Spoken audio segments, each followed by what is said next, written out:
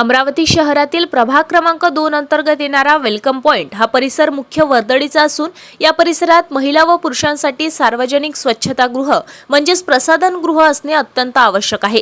याबाबत आपण स्वतः अनेक वेळा मागील काळात महानगरपालिका प्रशासनाकडे मागणी केली आहे।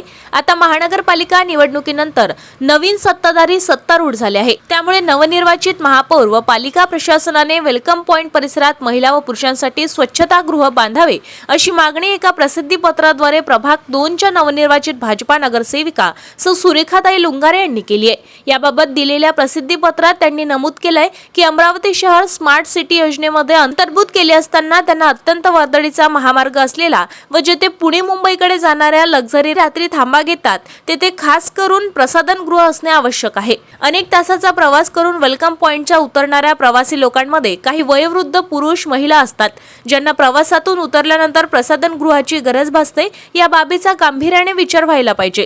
जनहितार्थ विकास कामात कोणतेही राजकारण किंवा श्रेय घेण्याचा प्रयत्न व्हायला नको। मूलभूत नागरी सुविधांना प्राधान्याने उग्रक्रम द्यायलाच हवा। माझ्या प्रभागातील अनेक लोक आपल्या कामानिमित्त पुणे मुंबई जाणे येणे करीत असतात।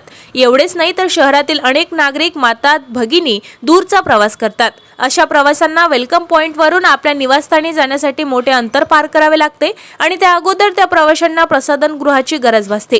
म्हणून या बाबीचा विचार महापौर महोदय व महानगरपालिका प्रशासनाने करायला हवा। यासोबतच जिल्ह्यातून व जिल्ह्याबाहेरून अनेक रुग्ण आपल्या उपचारासाठी वेलकम पॉइंट परिसरात उतरतात। ही बाब लक्षात घेता येथे प्रसाधनगृह उभारण्याची तातडीने पालिका प्रशासनाने पाऊल उचलावे अशी मागणी भाजपा नगरसेविका सौ सुरेखा लुंगारे यांनी केली आहे।